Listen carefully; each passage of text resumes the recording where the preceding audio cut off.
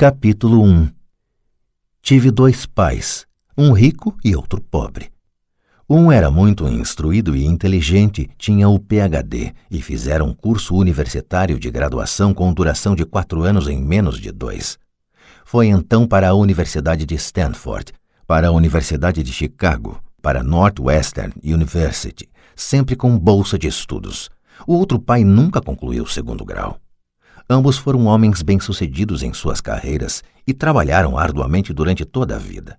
Ambos auferiram rendas consideráveis. Contudo, um sempre enfrentou dificuldades financeiras, o outro se tornou o homem mais rico do Havaí. Um morreu deixando milhões de dólares para sua família e para instituições de caridade e para sua igreja. O outro deixou contas a pagar. Ambos eram homens fortes, carismáticos e influentes. Ambos me ofereceram conselhos, mas não aconselharam as mesmas coisas. Ambos acreditavam firmemente na instrução, mas não sugeriram os mesmos estudos. Se eu tivesse tido um único pai, teria tido que aceitar ou rejeitar seus conselhos. Tendo 2, tive a escolha entre pontos de vista contrastantes, a visão de um homem rico e a visão de um homem pobre. Em vez de aceitar ou rejeitar simplesmente um desses pontos de vista, me descobri pensando mais, comparando-os e escolhendo por mim mesmo. O problema é que o homem rico ainda não era rico e o homem pobre ainda não era pobre. Ambos estavam no início de suas carreiras e lutavam por dinheiro e pela família. Mas tinham ideias muito diferentes sobre dinheiro.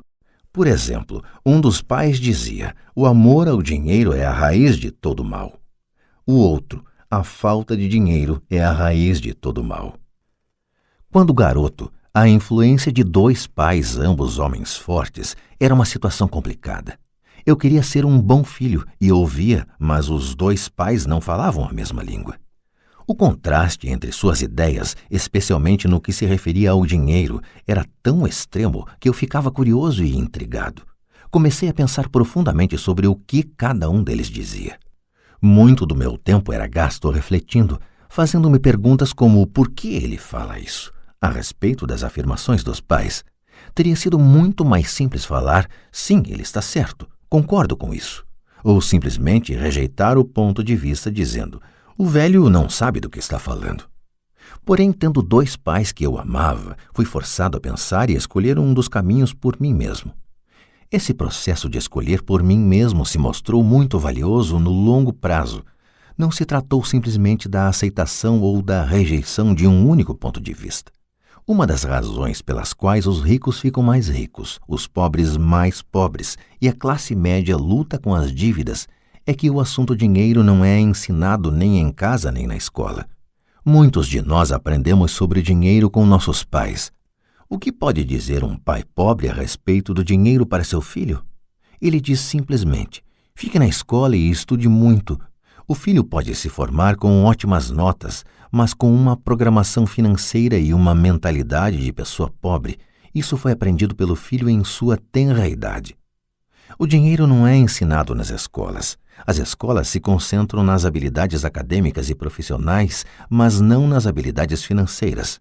Isso explica por que médicos, gerentes de banco e contadores inteligentes que tiveram ótimas notas quando estudantes terão problemas financeiros durante toda a sua vida.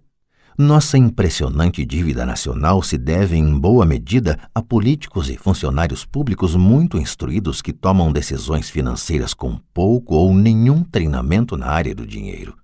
Muitas vezes penso no novo milênio e imagino o que acontecerá quando houver milhões de pessoas precisando de assistência financeira e médica. Eles se tornarão dependentes do apoio financeiro de suas famílias ou do governo. O que acontecerá quando o Medicare e a Seguridade Social ficarem sem dinheiro? Como uma nação sobreviverá se ensinar sobre dinheiro continuar sendo tarefa dos pais, cuja maioria será ou já é pobre? Como tive 2 pais a me influenciar, aprendi com ambos. Tive que refletir sobre os conselhos de cada um deles e, ao fazê-lo, percebi o poder e o impacto dos nossos pensamentos sobre nossa própria vida. Por exemplo, um pai costumava falar, não dá para comprar isso. O outro proibia o uso dessas palavras, insistia em que eu falasse, o que posso fazer para comprar isso? Num caso, temos uma afirmação, no outro, uma pergunta. Um deixa você sem alternativa, o outro obriga você a refletir. Meu pai, que logo ficaria rico, explicava que ao falar automaticamente não dá para comprar isso, seu cérebro para de trabalhar. Ao perguntar o que posso fazer para comprar isso, você mantém seu cérebro trabalhando. Ele não estava dizendo que comprasse tudo o que desejasse. Ele incentivava fanaticamente que exercitasse minha mente, o computador mais poderoso do mundo. Meu cérebro fica mais forte a cada dia porque eu o exercito. Quanto mais forte fica, mais dinheiro ganho. Ele acreditava que repetir mecanicamente não dá para comprar isso era um sinal de preguiça mental. Embora ambos os pais trabalhassem com afinco, observei que um deles tinha o hábito de pôr seu cérebro a dormir quando o assunto era dinheiro, e o outro tinha o costume de exercitar seu cérebro.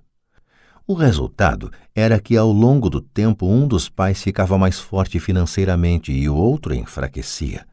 Isso não é muito diferente do que ocorre quando uma pessoa faz exercícios físicos regulares enquanto a outra senta no sofá e fica assistindo à televisão. O exercício físico adequado aumenta suas chances de ter boa saúde e o exercício mental adequado aumenta suas chances de ficar rico. A preguiça reduz tanto a saúde quanto a riqueza.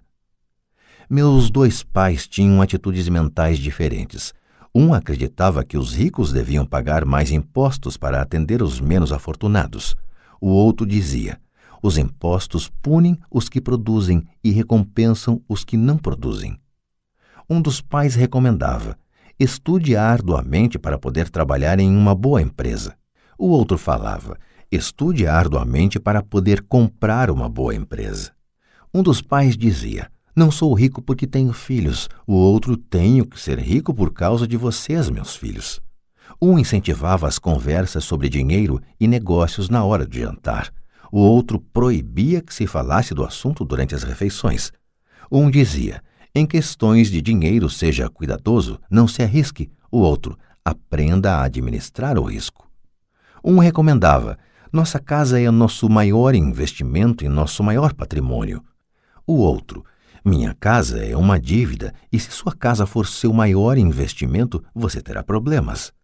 Ambos os pais pagavam suas contas no prazo, mas um deles pagava suas contas em primeiro lugar, enquanto o outro as deixava para a última hora. Um deles acreditava que a empresa ou o governo deveria cuidar de você e de suas necessidades.